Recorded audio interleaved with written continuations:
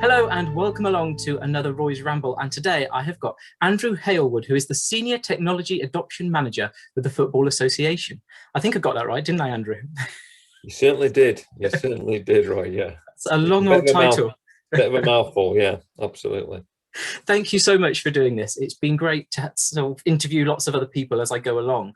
And I've actually travelled now on this virtual walk past where you are. But you are, I can't say you're a Yorkshireman because I get told off for that one. So please explain where you are and how you came to be where you are now. All right. Okay. Yeah. So myself and my wife Alison, we live in a little village called Hampthwaite, which is Hampsthwaite, 6 vowels in a row, would you believe? It's a little village just outside Harrogate, about 4 miles outside Harrogate, in the beautiful Dale of Nidderdale. So some people, some listeners or watchers might think have heard of Paisley Bridge. It's between Harrogate and Paisley Bridge. We've been here for 20, 25 years. And as I said to you earlier, some people, because of my accent, especially if you come from down south, you might think I am a Yorkshireman with this accent, but I am certainly not. I am a Lancastrian on missionary work in Yorkshire. So, but yeah, beautiful place, a very beautiful place in the world around this valley. Lovely place to get out and walk and cycle and all those things that you would want to do. So, yeah. And what is it that actually brought you to be in Yorkshire then? Just well, I think I came to Harrogate back in '96 with work. I've always worked in sport and leisure. I came here as the lottery officer to basically help sport volunteers get money into their sports facilities in and around the Harrogate borough. So I was here there for 5 years and stayed.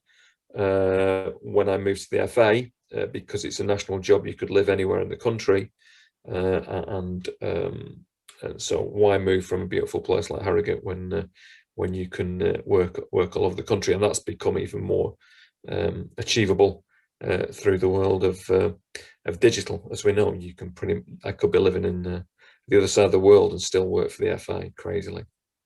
It has made such a difference now, this pandemic, in so many different ways, but particularly with technology and us embracing it more and more. Now, from a football perspective, I have to admit that it's not my bag. I'm not one that knows really anything about it. If you started discussing the offside rule and all of this, I've heard of these things, but couldn't explain any of them to anybody, couldn't repeat them back to you. So this is really, really interesting for me to have this interview with you, because for me, sport has always been one of those things that, yes, it's kicking the ball about, but how does mental health and well-being come into that? What's your role within this? Okay, well, first of all, Roy, I'm not going to try and explain the offside rule to you, because I think that might play havoc with both our mental health. So, no, I think it's well documented that sport sport, irrespective of your age, has a massive impact on your mental well-being, and football is just another extension of that.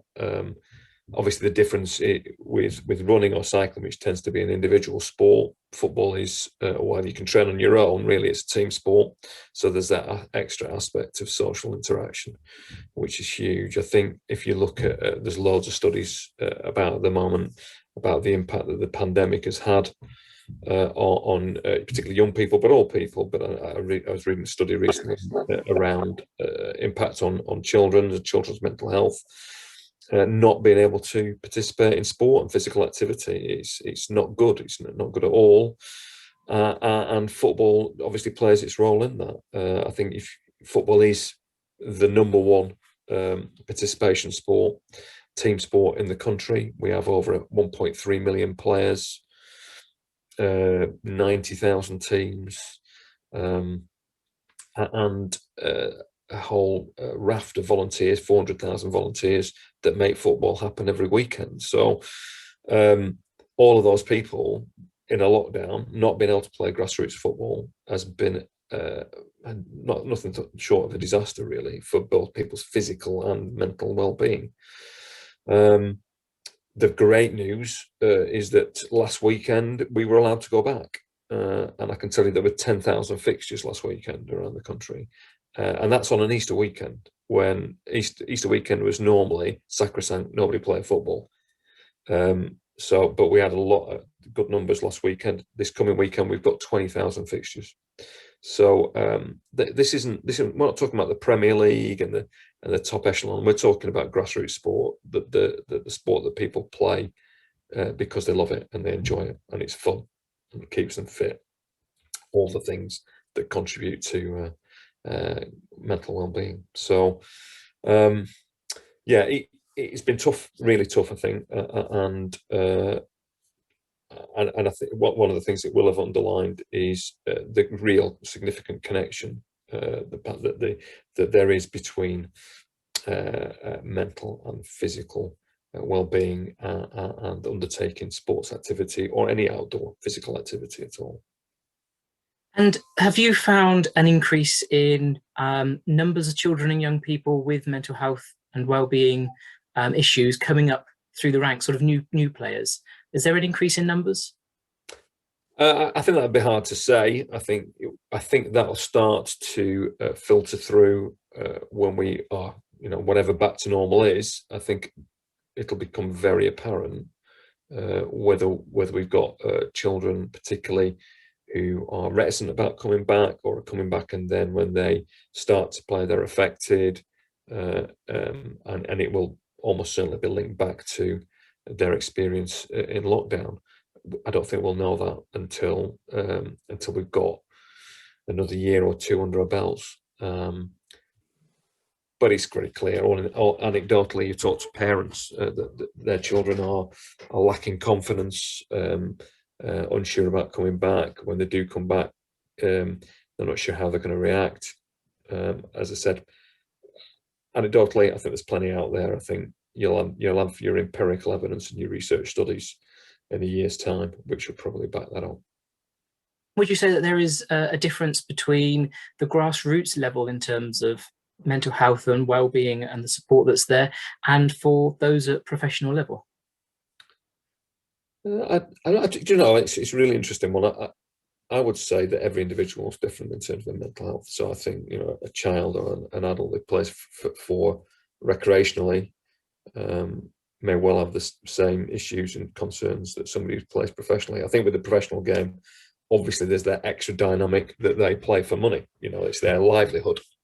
So if that's at risk, then that potentially could create another dynamic that they're worried about, where the next who's going to pay for the food on the table. Now, right at the top end, that may be not as great a concern, but there's a lot of professional footballers that actually don't make a lot of money, and so that I'm sure that would worry them. And we've got a blurry area in professional football. The top sort of 5 divisions are all full time, but then there are non-league football players do take money out of the game, or not. They're paid to play, but they're part time, so it makes up part of their overall family income. So I think there certainly could be concerns there for individuals who are worried and anxious about what the future holds, new contracts, whether their football club's even going to exist in the future. So I think, I'm sure there are some differences, but ultimately everybody's mental health is individual to them, isn't it? And so there are always pressures that create anxiety and issues for people. In terms of the FA, what sort of support do they provide for people that are going through struggles? I read about, was it the Heads Up scheme? Is that still going strong? Yeah, absolutely, and that's a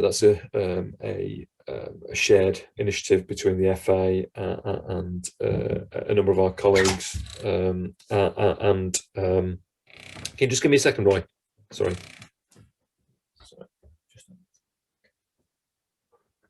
Sorry, Roy. I was just having a coffee delivered there. We all need it. Yeah, we do. Yes. So, the Heads Up scheme.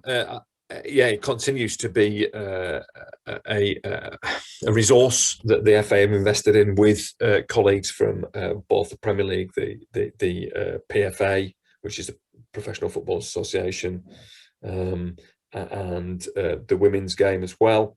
And it's available to anybody. I think you can, as you said, you read about it, you can go online. There's a resource there online. I'd certainly recommend it to anybody to connect into that, and it will give them some thoughts, ideas to explore, and it's linked to football. So I think sometimes people think if you're involved in football, you're physically robust and healthy, and everything's rosy in the garden, and your mind's fine. But that's certainly not the case. We've got plenty of examples where people are just like anybody else. They have challenges, and it can impact on their mental health. So yeah, a great shout. Heads Up, the Heads Up scheme is a initiative. It is well worth a visit, I think. And in terms of your role, because when we look at Senior Technology Adoption Manager, that's a very, like you say, very, very much a mouthful. But how does your role feed into supporting people, particularly through these trying times? Yeah. So basically, the FA for many years had wanted to achieve connection with all the participants, and that's all players, all volunteers, all referees, all coaches. We wanted this national player database. We'd had a few goes at it, and we're moving into the digital age. It has become more achievable. We've been on this journey since about 2016, and we're very close. Next year, we will have every player with an email address, or if the player is under 16, they will have a linked parental email address. We will have that, and it means that we will be able to communicate and connect digitally with every single participant. As you know, the digital engagement is the COVID demonstrates the power of that. If people are not digitally engaged, then they are going to be excluded, and that is not a good thing. So, and just to make it absolutely clear, this isn't about generating commercial revenue. This is about the FA talking directly to its participants, people involved in football, about what they love about the game, what they want to see improved, and also communicating to them really clear messaging. This has been a blessing for us that we can currently go to 800,000 people and tell them exactly what is happening with grassroots football in relation to COVID, what's on, what isn't on, and what they need to be looking out for in terms of keeping themselves safe.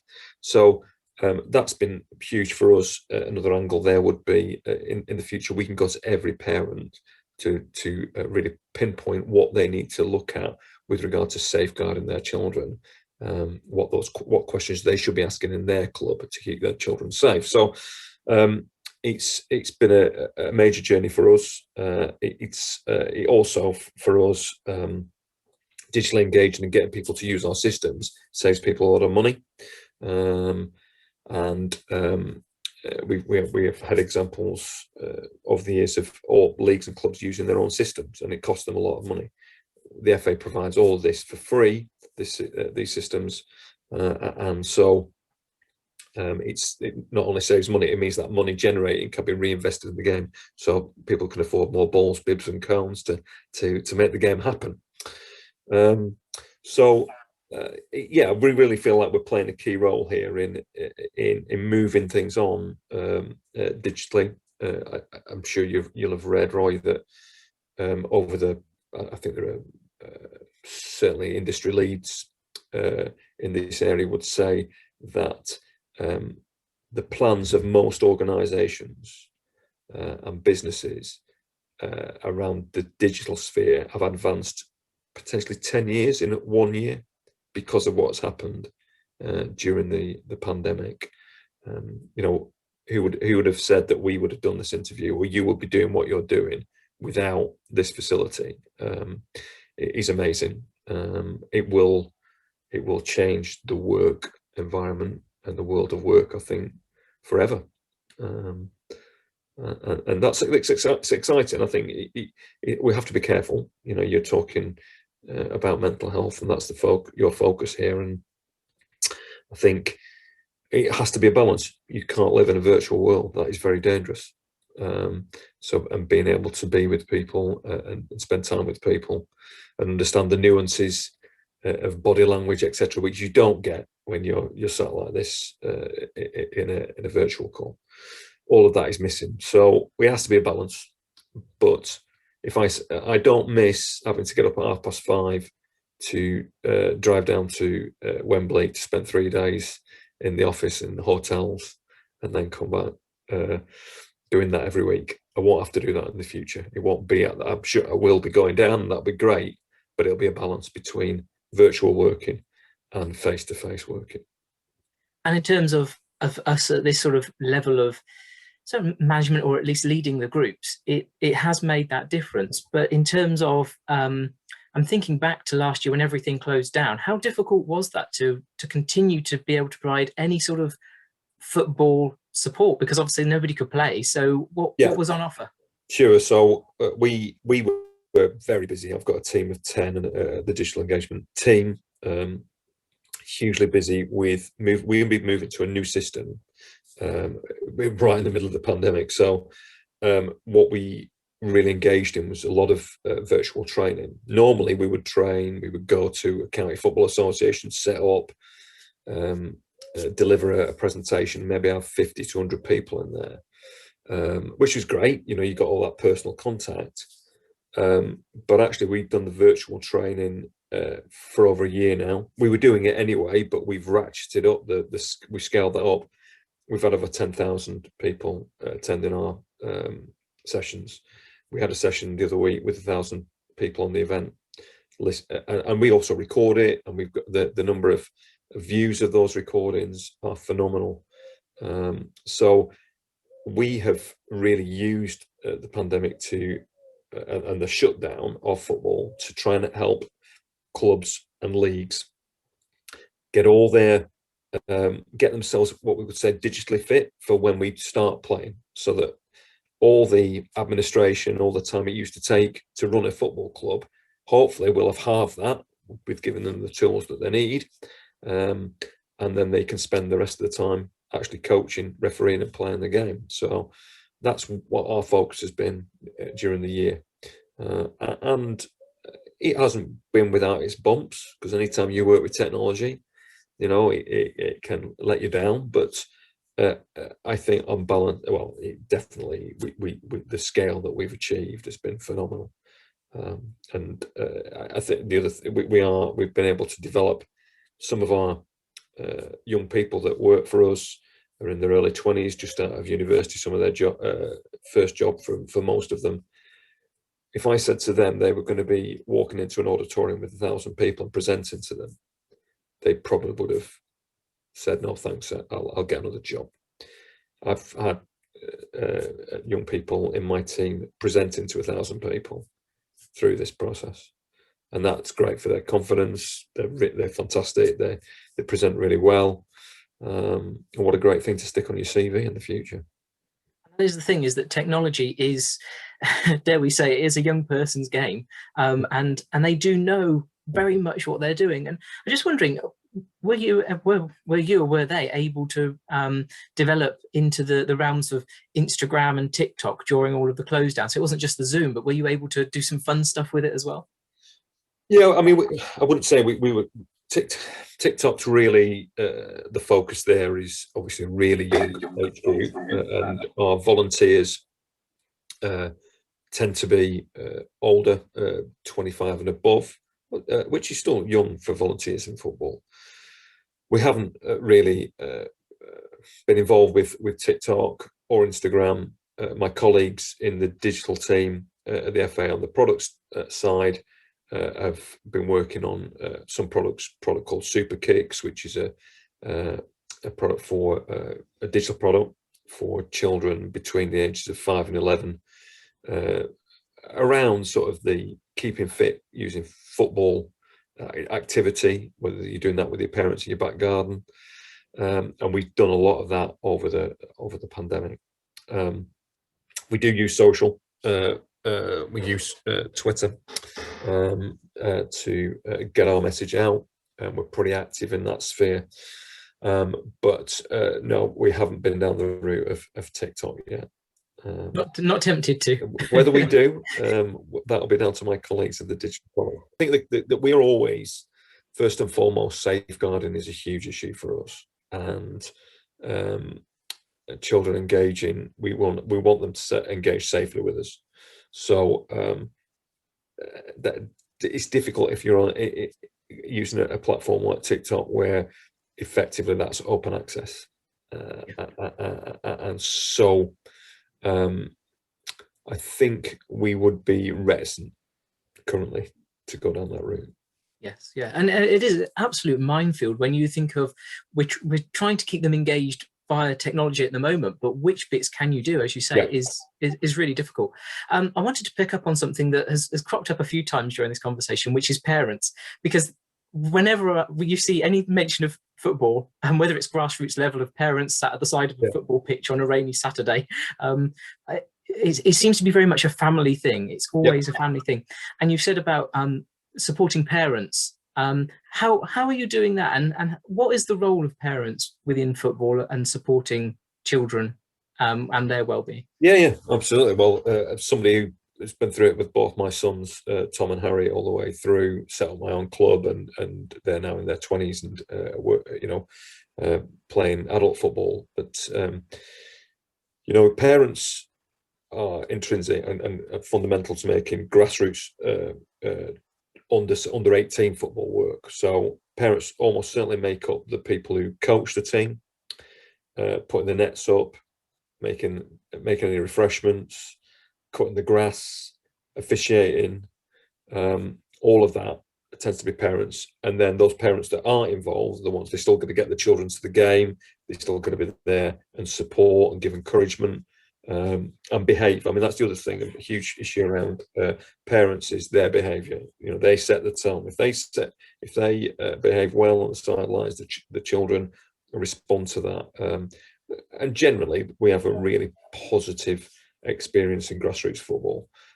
We've had to do some work through the Respect programme in the past to support parents and to really demonstrate what sort of poor behaviour can lead to, and we're well on top of that. We well understand that, and we're not complacent. It happens, but generally, grassroots football is a great place to be, and a great place for young people to experience teamwork, to just have fun and play the game they love. We offer a lot of online resources for parents, and there's sort of also those ones that are thinking about becoming coaches. We've got a sort of introductory program called Playmaker, which they can do online and get a feel for what it would be like to be a coach, and then they can move through the levels of step 1, 2, 3, etc. if they want to become a more advanced coach. But if they don't want to go into coaching, there's loads of guides, loads of support around parental guides to football, effectively, and that you can get all that through thefa.com. Look, without parents, there is no grassroots football. It's as simple as that. So it's obviously been a busy time for everybody over the past year, and we've all had to adapt to it. But generally, your role and your team's role seems to be quite a full-on and quite a busy one. And for everybody within football, it always seems to be a very busy time and everything quite full-on. How do you look after your own well-being? Yeah, I think I'm pretty rigorous about that. I'm not. I'm lucky in that I've never really had any mental health issues myself, but I think I'm not complacent about that. So I am very obviously working in football and sport. I'm big into physical activity myself. And I don't play football anymore because my joints aren't up to it. So I'm a big cyclist, love cycling, and we live, and I do that with Alice and my wife, and we cycle regularly. Not in the winter, really. It has been pretty brutal. So about this time of the year start going, and I will go all the way through to October. So we cycle all through the Yorkshire Dales, some beautiful runs. We live in a village which is at the bottom of a valley, so it's always a hill out. So we are very used to hilly rides. But yeah, love that. Bit of golf with my sons. I love that as well. And we obviously, if you live in Yorkshire Dales, walking is fantastic. So yeah, regular walking. And then the one thing I've started, I think everybody has done something in the pandemic or in the lockdown, haven't they, that they've not done before. I've never been a jogger, never been a runner, unless it was part of football or cricket. I was, and most people, my friends would say, I never did much running then. But I've started running. Alice and my wife got me into running, and so I'm doing a couple of 5Ks every week as well, which actually is, I know a lot of runners talk about their mental health and how running is huge for them. I get that.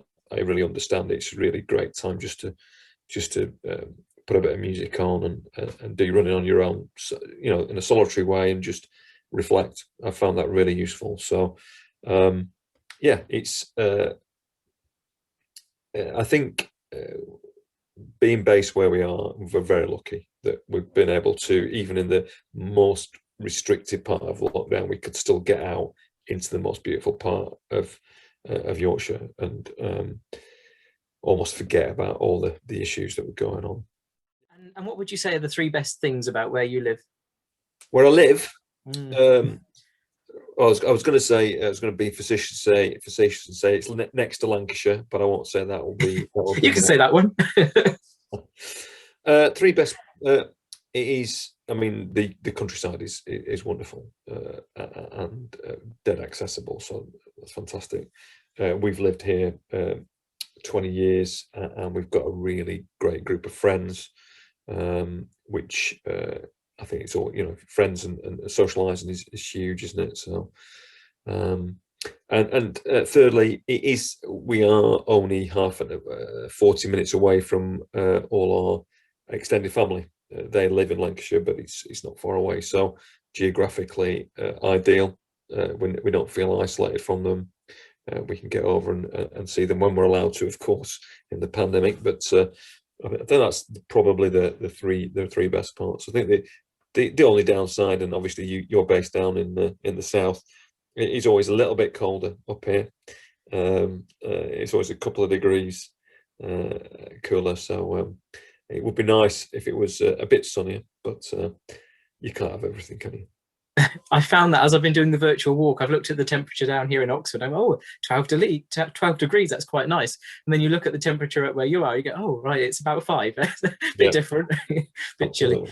Yeah. And does that make a difference when you're playing football, the temperature?